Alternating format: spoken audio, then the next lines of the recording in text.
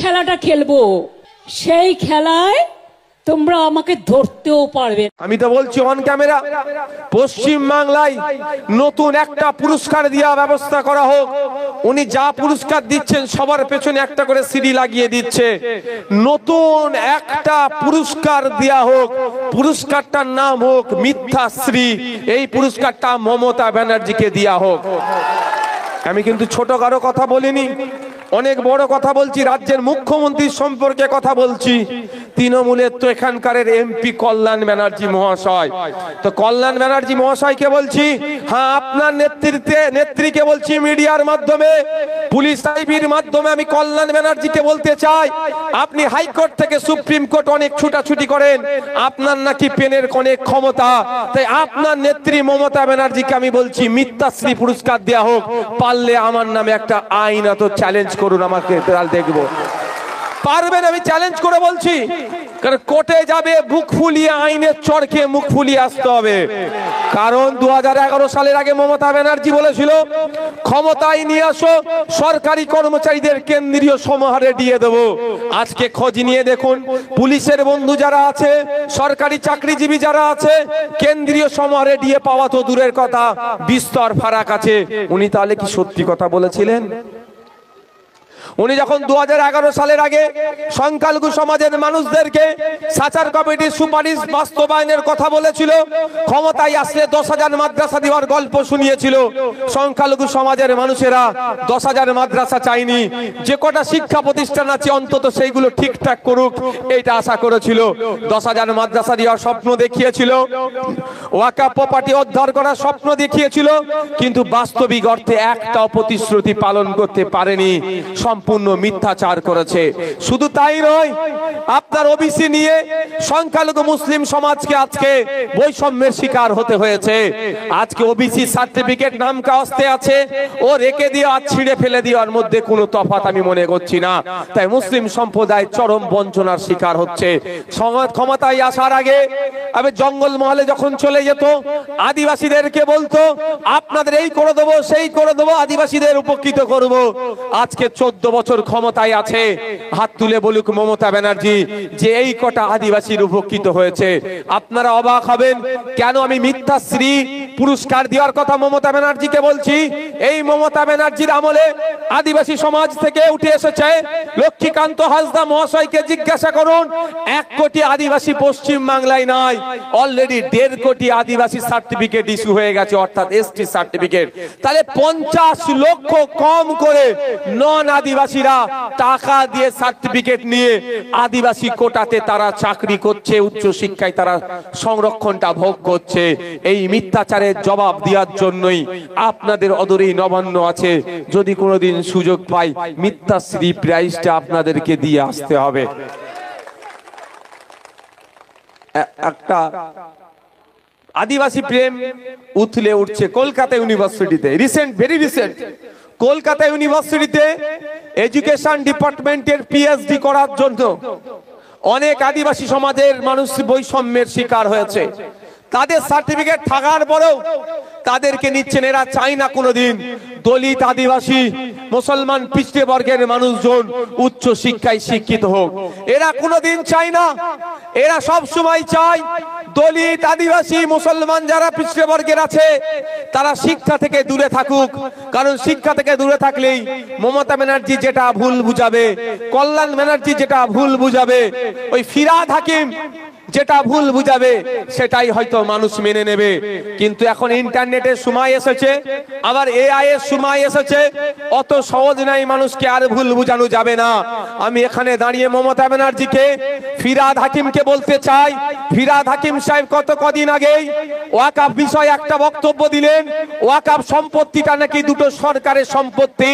ওই নির্লজ্জ বিহায়া ফিরহাদ হাকিম সাহেবকে আমার প্রশ্ন করতে চাই, জমিটা ল্যান্ড জমি কোন লিস্টে রান করে ভারতবর্ষের আপনাদের জানিয়ে রেখে যায় যুক্তরাষ্ট্রীয় পরিকাঠামোতে কিছু কিছু বিষয় যৌথ লিস্ট থাকে, আর কিছু বিষয় ডাইরেক্ট সেন্ট্রালের হাতে থাকে, আর কিছু বিষয় ডাইরেক্ট স্টেটের হাতে থাকে।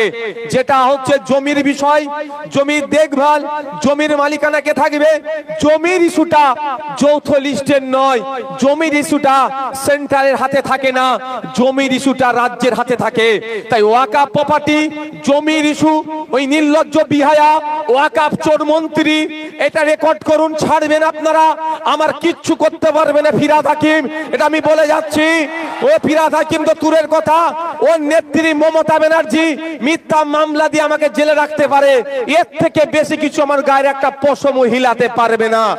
এই জমি চোর, ওয়াকাফ জমি চোর ফিরহাদ হাকিম বাংলার মানুষকে বিভ্রান্তের মধ্যে ফেলার জন্য তিনার বক্তব্যে একটা শুনলাম, তিনি বলছেন ওয়াকাফ সম্পত্তি নাকি দুটো সরকারের সম্পত্তি। ও নির্লজ্জ প্রিন্সিপাল অ্যাক্ট অফ 1995 ওয়াকাফের আইনকে পড়েনি, 1954 সালের ওয়াকাফের আইনকে এই নির্লজ্জটা পড়েনি। পড়ার সময় কি করে পাবে? তোলাবাজি করতে ব্যস্ত, স্যান্ডো গেঞ্জি পরে তোলা তুলতে ব্যস্ত, নারদার টাকা নিতে ব্যস্ত। ও নারদার টাকা নেবে না, আইনকে পড়বে ওই নির্লজ্জ বিহায়া। আমি এ ভাষায় কিন্তু কথা বলিনি, এবার আমাকে বলতে হবে। ওদেরকে যথেষ্ট সম্মান দিতাম, কিন্তু সম্মান নেওয়ার পাত্ররা যারা নয় তাদেরকে সম্মান দিতে হবে না।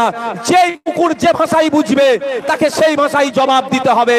তাই ওই নির্লজ্জ বিহায়াটা সম্পূর্ণভাবে বাংলার মানুষকে মিথ্যাচার করে এই জমির বিষয়টাকে বলছে কেন্দ্র রাজ্যের বিষয়, এই বলে মিথ্যাচার করে বাংলার সহজ সরল মানুষকে বিভ্রান্তের মধ্যে ফেলে দিচ্ছে।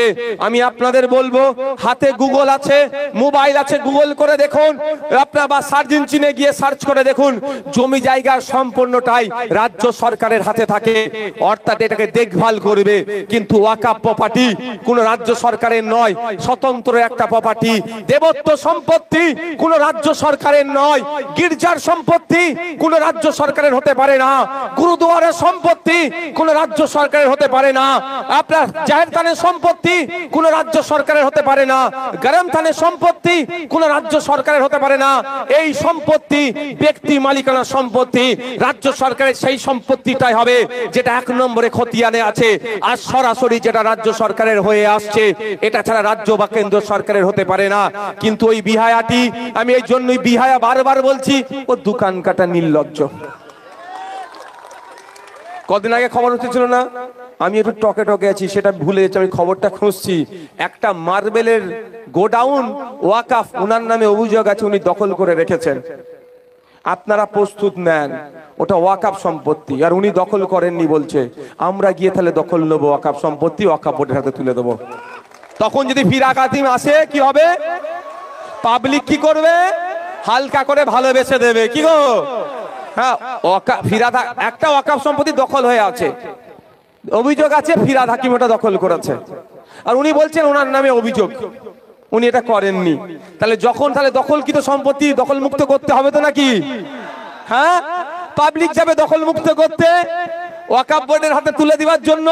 সেই সময় যদি ফিরহাদ হাকিম সাহেব এসে দাঁড়ায় বা তার পুলিশকে যদি পাঠায়, একটু ভালোবেসে দেওয়া হবে ফিরহাদ হাকিম সাহেবকে। অসুবিধা আছে নাকি? কত বড় মিথ্যা কথা ফিরহাদ হাকিম সাহেব বলেছে আপনাদের আমি প্রমাণ করে দিচ্ছি, আপনাদের প্রমাণ করে দিয়ে যাব। এমনি আর বিহায়া নির্লজ্জ আমি বলবো না, খাতায় কলমে প্রমাণ করে দিয়ে যাব। আপনারা জানেন হাইওয়ে যখন হয়, হাইওয়েটা সেন্ট্রালের হাতে থাকে, সেন্ট্রাল হাইওয়ে, যেটা হাইওয়েটা সেন্ট্রাল গভর্নমেন্ট টাকাটা দেয়। রেলটা কার? সেন্ট্রালের আন্ডারে, ওটা স্টেটের ফাংশন না। তো রেলের যদি নতুন রেলপথ করতে চাই, রেল কি কেন্দ্র সরকার সরাসরি পারে? কি বলে প্রথমে? রাজ্য সরকারকে বলে আমি এখান থেকে রেলপথ করব, আমাকে জমিটা দাও, আমি রেলপথ করব। ইটস মিন যে স্টেট রেজিস্ট্রে রান করছে জমিটা কেন্দ্র সরকার, কেন্দ্রের সরকার হলেও আপনার কাছ থেকে নিতে পারবে না, এটা রাজ্যের এখতিয়ার। রাজ্য সরকার তখন নোটিফিকেশন করে, কেন্দ্র যা ক্ষতিপূরণ দেবে সেটা থ্রু রাজ্য সরকার দেয় আপনার হাতে, আপনি তখন দলিলটা করেন, মধ্যখানে রাজ্য সরকার থাকে, তারপরে কেন্দ্র জমিটা পায়। ওই জন্য জমি চটের জন্য পশ্চিম বাংলায় কয়েক হাজার মাইল এখনো রেলপথ আটকে আছে, শুধু শুধুমাত্র রাজ্য নোংরামি করার জন্য। রাজ্য নোংরামি করে জমিটা তুলে দিতে পারছে না বলে কেন্দ্র সরকার এখন রেল করতে পারছে না। এটা এই কেন্দ্র সরকার নয়, দীর্ঘদিন ধরে এই সমস্যাটা চলে আসছে। তাই আপনাদের আমার বলার বক্তব্য এটাই, ফুরফুরা শরীফের রেলপথের কথা মনে আছে তো? সে রেলপথের দেবে বলেছিল, আবার কেউ তো বলেছিল নাকি রেল নাকি চালু হয়ে গেছে, কিন্তু এখনো হয়নি। বেশ কিছু জমি অধিগ্রহণ হয়নি। কেন্দ্র সরকার চাইলে পারবে না। আপনাদের জানিয়ে যায়, যেখানকার মানুষ আমাকে ভোট দিয়ে এমএলএ করেছে, সেই ভাঙড়ে ঘটকপুকুরের ওপর দিয়ে একটা রেলপথের অনেক আগেকার প্ল্যান আছে, এখনো পারছে না কেন?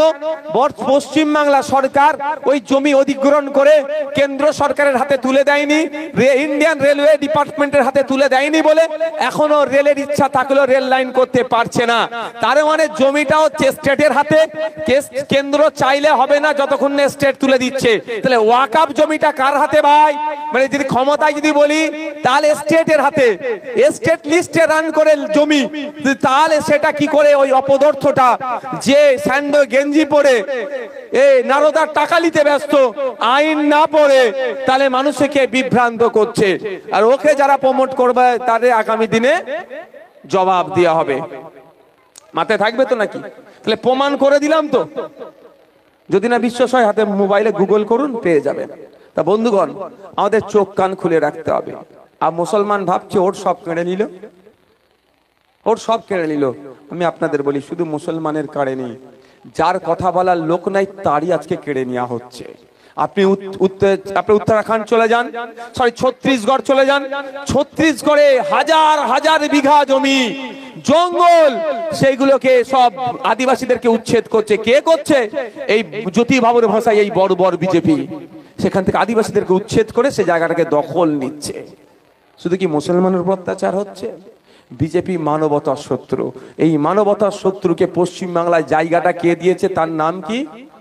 মমতা ব্যানার্জি। তাই আপনাদের বলবো, কটা বাজে গো? আমি 2-3 মিনিটে শেষ করে দেবো। আমরা যারা এখানে দাঁড়িয়ে আছি, বিজেপিকে কেউ ভোট দেবো? আমার গলায় যদি ছুরি ধরে রাখা, আমি ভোট দেবো না। নিশ্চিতভাবে আপনারা দেবেন না। কেন বিজেপিকে আমরা ভোট দেব না? ও মানবতার শত্রু, দলিতের শত্রু, আদিবাসীর শত্রু, সংবিধানের শত্রু, মুসলমানের শত্রু, মানুষের ওরা শত্রু। তাই ওদেরকে আমরা ভোট দেব না। আর ওই বিজেপিকে পশ্চিম বাংলায় যে নিয়ে এসেছে, তাহলে তাকে কোন অংশে আমরা ভোট দেব? চোর যে হয় সেও অপরাধী, চুরির মাল যে কিনে সে অপরাধী, চোরকে যে রাস্তা দেখায় সেও অপরাধী। যে পশ্চিম বাংলায় বিজেপিকে রাস্তা দেখিয়ে যে নিয়ে এসেছে তৃণমূল, সেও বিজেপির থেকে কোনো অংশে কম অপরাধী নয়। তাই আমাদেরকে শপথ নিতে হবে, প্রতিজ্ঞাবদ্ধ হতে হবে, মাদ্রাসার জমি বাঁচাতে হবে, পশ্চিম বাংলায় হিন্দু মুসলমানের ঐক্য বাঁচাতে হবে, জলজমি জঙ্গলের অধিকার বাঁচাতে হবে, 6 শিডিউল বাস্তবায়ন করতে হবে, ঈদগাহকে বাঁচাতে হবে, শিক্ষা প্রতিষ্ঠানকে বাঁচাতে হবে, সরকারি কর্মচারী দিয়ে বাড়াতে হবে, নারীর অধিকার ফিরিয়ে আনতে হবে, এই কর্মসংস্থানের বাড়াতে হবে। এক কথায় মানুষের অধিকার সুনিশ্চিত করতে গেলে 2026 সাল আসছে। পশ্চিম বাংলার শাসকে তৃণমূল আছে, ওকে পরাস্তর সাথে সাথে বিজেপিকে যে ডেকে নিয়ে এসেছে, বিজেপিকেও আমরা পরাস্ত করব। তাই বিজেমূলকে 2026 সালে কি করতে হবে? বাংলা ছাড়া করতে হবে গণতান্ত্রিক প্রক্রিয়ায়। আচ্ছা ভাই, আপনারা যেখানে দাঁড়িয়ে আছেন ওখানে ঘাস ফুটবে? গাছ ফুটবে কি? যদি এখানে নিয়মিত পানি দেওয়া হয়, কি হবে গো? পানি জমার পরে ঘাস হবে। আর ঘাস থাকলেই ছাগল গরু আসবে, অত্যাচার শুরু হবে। ছাগল গরুর অত্যাচারের হাত থেকে আপনি বেড়া ঘিরেছেন, তালা লাগিয়েছেন, একটা মালির হাতে দায়িত্ব দিয়েছেন। মালি কাজ হচ্ছে পানি খোলা, পানি দেওয়া, তাই তো নাকি? মালি আপনার এখন বিশ্বাসযোগ্য আর মালি আছে? একটু হাত তুলে বলেন তো, মালিকে আর ভরসা করা যাবে? তাহলে কি এখন কি হচ্ছে? পানি আসছে, পানি জমছে, ঘাস হচ্ছে, ছাগল গরু আসছে। যদি আপনি ছাগল গরু আসাকে বন্ধ করেন, সর্বপ্রথম কাজ হবে পানি আসার লাইনটা বন্ধ করা। তৃণমূলকে যদি আপনি পানি আসার লাইনটা হচ্ছে তৃণমূল। 2011 সালের আগে পশ্চিম বাংলায় বিজেপি নামগন্ধ খুঁজে পাওয়া যেত না। 2011 সালের পর থেকে পশ্চিম বাংলায় বিজেপিকে বলে কিছু দল আছে জানতে পেরেছে। তাই পানি আসার লাইনটা হচ্ছে তৃণমূল। আপনি তৃণমূল নামক পাইপটাকে কাটুন, আর বিজেপির নামগন্ধ পশ্চিম বাংলায় পাওয়া যাবে না। 2011 আগের ইতিহাস হয়ে যাবে। তাই আপনাদের বলবো, আপনারা যদি মনে করেন বিজেপিকে আটকাতে গেলে তৃণমূলকে ভোট দেবেন, আর এটা ভুল হবে। আর কেউ মনে করছে বিজেপি তৃণমূলের অত্যাচারের জন্য বিজেপিকে ভোট দেবো, সেটাও ভুল হবে। আমাদের বাড়ির মেয়ে মনে আছে তামান এর তিলোত্তমার কথা, ওই ডক্টর মেয়েটি আর্জি করে তাকে খুন করে দিল। এদিকে শুভেন্দু অধিকারী বলছে হিন্দু হিন্দু ভাই ভাই বলে স্লোগান দিচ্ছে। আমরা ধর্মীয় পরিচয় থেকে কিন্তু প্রতিবাদ করিনি। পশ্চিম বাংলায় এত রাজনৈতিক সামাজিক সংগঠন আছে, তিলোত্তমাকে নিয়ে সব থেকে বেশি যদি কেউ প্রতিবাদ প্রতিরোধ রাস্তায় নেমে হোক, তার স্মরণে রক্তদান শিবির করে অন্য কোনো দল নয়, সেটা নওশাদ সিদ্দিকী, বিশ্বজিৎ মাইতি, লক্ষ্মীকান্ত হাসদাদের খাম চিহ্ন অর্থাৎ ইন্ডিয়ান সেকুলার ফ্রন্ট সব থেকে বেশি প্রতিবাদ করেছে। আজও স্টেজে দাঁড়িয়ে বলছি এখনো বিচার পাইনি, যতদিন না বিচার পাবে আমরা তিলোত্তমাকে ভুলবো না। কিন্তু আমার প্রশ্ন, হিন্দু হিন্দু ভাই ভাই স্লোগান তুলেছিল, তিলোত্তমার ধর্মীয় পরিচয়টা কি? নিশ্চিতভাবে মুসলমান নয়। তাই এখনো বিচার করেছে, বিচারের ব্যবস্থা করেছে, কিন্তু শুভেন্দু অধিকারী এই গল্প শোনাচ্ছে। তাই যারা ভাবছেন তৃণমূলের অত্যাচারের হাত থেকে বাঁচতে গেলে বিজেপিকে ভোট দিতে হবে, একটু দেখুন চাকরি চোরেরা জামিন পেয়ে যাচ্ছে, বালি চোরেরা জামিন পেয়ে গেল, গরু চোরেরা জামিন পেয়ে গেল, যত অন্যায় করছে যারা সব মাথা তুলে আসছে, আর সেন্ট্রাল এজেন্সি আসছে যাচ্ছে, খাওয়া দাওয়া করে তারা বেরিয়ে যাচ্ছে। তাই বন্ধুগণ, আপনারা যদি চান তৃণমূলের অন্যায় বন্ধ হোক, তৃণমূলের অত্যাচার বন্ধ হোক এবং বিজেপির সাম্প্রদায়িক রাজনীতিকে বাংলা ধর্মপ্রাণ মানুষেরা, বাংলার সম্প্রীতিতে বাংলার ঐক্যে বসবাসকারী মানুষেরা প্রশ্রয় দেব না, তাহলে আপনাদের কাজ হবে একসাথে দুটো শক্তিকে হারাতে হবে, বিজেপিকেও হারাতে হবে, তৃণমূলকেও হারাতে হবে। অর্থাৎ এই বিজেমূলকে হারালেই বাংলার সুদিন ফিরবে, বাংলার স্কুলে টিচার যাবে, হসপিটালে ডক্টর থাকবে, আপনি কাজ করছেন, কাজের মূল্যায়ন হচ্ছে না, মূল্যায়নটাও ঠিকঠাক হবে। আর যদি মনে করেন তৃণমূলকে দিয়ে বিজেপিকে আটকাবো আর তৃণমূলের অত্যাচারে বিজেপির হাত ধরবো, সে থুতু দিয়ে আটা ছানা ছাড়া হবে, আর কিছুই হবে না। দিনের শেষে কেউ জিতুক আর কেউ হারুক, এদের একজন জিতুক বা অন্যজন হারুক, এদের একে অপরের পরিপূরক। কাকে হারালে অন্যজন বকলেমে জিতবে, একে হারালে ও অপরজন বকলেমে জিতবে। তাই আমরা যদি গুড়া থেকেই পানি আসা লাইনটা বন্ধ করতে পারি, ঘাস না জন্মালে তো গরু ছাগল আসাটাই বন্ধ হয়ে যাবে। তখন আমাদের প্রথম কাজ কি? এখন পানির লাইনটা বন্ধ করা। পানির লাইন বন্ধ করা মানেই গরু ছাগল আসা বন্ধ হয়ে যাবে, এমনি উবে যাবে। 2011 সালের আগে বিজেপি বলে কিছু দল ছিল, মানে বাংলায় খুঁজে পাওয়া যেত। মমতা ব্যানার্জি আসছিল, মমতা ব্যানার্জি একটা চ্যালেঞ্জ করে শেষ করে দেবো, তৃণমূলের নেতারা আমাদের বিরুদ্ধে কিচ্ছু বলতে পারে না। কি বলে? আইএসএফ ভোট কেটে বিজেপিকে সুবিধা করে দিচ্ছে।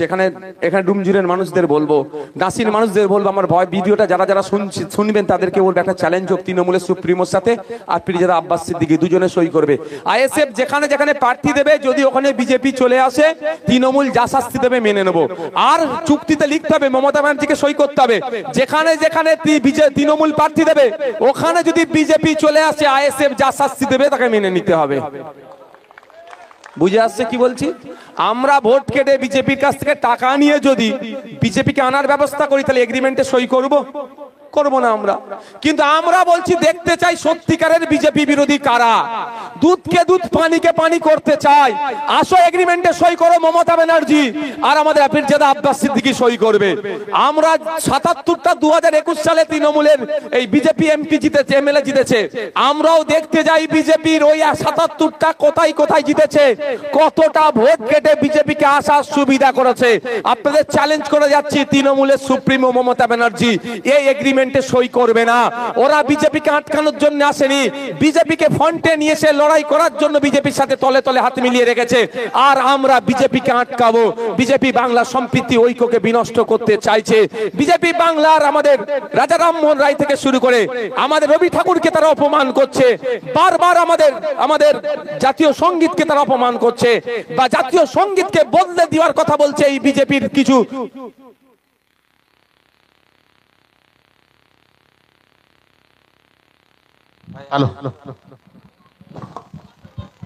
তো বিজেপি কি করছে? জাতীয় সঙ্গীতটাকে বদলে দেবে, তার নেতারা অনেকে বলছে আমাদের রবি ঠাকুরকে অপমান করছে। এই বিজেপিকে আমরা আসতে দেবো না বাংলায়। কিন্তু মমতা ব্যানার্জি কি সত্যি আসতে দেবে না? এটা ভুল হচ্ছে আপনাদের। মমতা ব্যানার্জি তার ভাই ভাইপোকে বাঁচানোর জন্য, তার পরিবারের লোকেরা যারা দুর্নীতি করেছে, নালে জেলের ভাত খাবে, যা দুর্নীতি ওরা করেছে, জেলের হাত থেকে বাঁচানোর জন্য, নেতা কেতাদের যারা দুর্নীতি করেছে, চাকরি চোরগুলোকে বাঁচানোর জন্য বকলমে বিজেপিকে ডেকে নিয়ে আসছে। এগ্রিমেন্ট হোক, অত অসুবিধা আছে নাকি রে ভাই? আমার সাথে কারা সহমত, হাত তুলুন তো। পিছনে যারা আছেন, উপরে যারা আছেন, হাত তুলে রাখুন। তাহলে এগ্রিমেন্ট হবে তো নাকি? এগ্রিমেন্ট যদি তৃণমূল কংগ্রেসের সৎ সাহস থাকে, এগ্রিমেন্ট করুক। একদিকে বড় ভাইজান আব্বাস সিদ্দিকী সই করবে, অপরদিকে মমতা ব্যানার্জি সই করবে।